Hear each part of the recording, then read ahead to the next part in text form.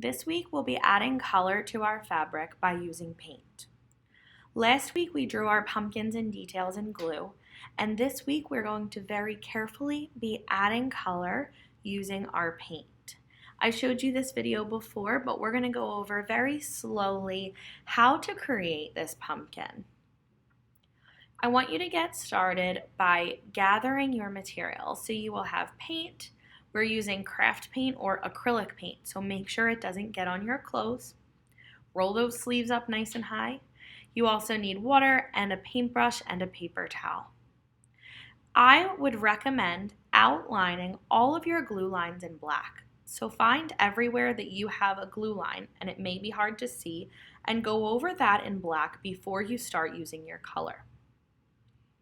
We're going to be filling in the background around your pumpkin using color. So I'm going to use some black, some brown, and some green.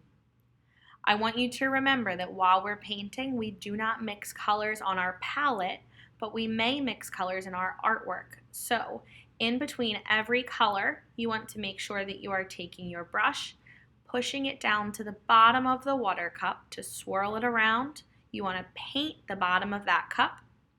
Gently scrape the sides of your cup to get your extra water off, and then dry that brush on a paper towel before you switch to your next color. You don't want to make your colors muddy and messy. We want to keep them nice and clean.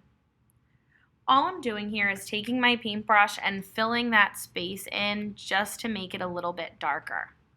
We already went over our swirls and details, so I'm just filling that extra space in with color. You can see here that now I'm adding in some brown on top of my black.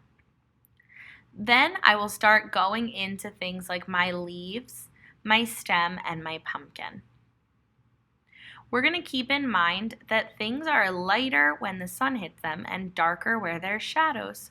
So I might add in extra colors to my details. In my leaves or vines, I could have greens or browns or yellows. And in my pumpkin, I'm going to make the bottom of it darker. So the bottom is going to have a lot of reds, and the tops could have some yellows or some whites with a lot of orange in the middle. We're going to be blending a lot of colors for this project. So you could put some orange in the center and then maybe add some red down towards the bottom if you'd like, maybe just a tiny, tiny dot of black. Your work is your work, so you can make it look however you'd want. I want you just to make sure you're taking your time, and sometimes this paint might push through our fabric, so you'll have to use a little bit more than you would when you're using paper, and that's okay. Just make sure you're really blending those colors to make them look nice. Keep in mind that we have highlights where the sun hits our pumpkin and shadows where it's darker, so you might go back in and add some whites or lighter colors to blend in at the tops. For this pumpkin, I didn't start by outlining in black. I just started with my orange, and that made it a lot harder to see my glue lines. I painted over them and then I lost them. So going back inside my painting to add that black got a little bit tricky. I also put orange down on the whole pumpkin first and then added in yellows and reds, and it was really hard to get the colors that I wanted.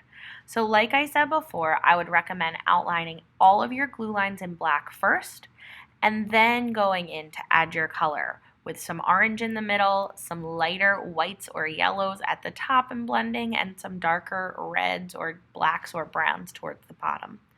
I think it looks a lot nicer if we outline first, but again, this is your artwork and you can create it however you'd like. I'm going to once again fill in my background with some black. I'm going to go over my swirly twirly vines.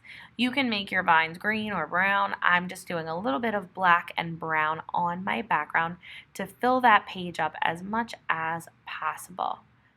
Remember again that we're going to be talking about highlights and shadows. And when you're all done painting, you can put your work on the drying rack.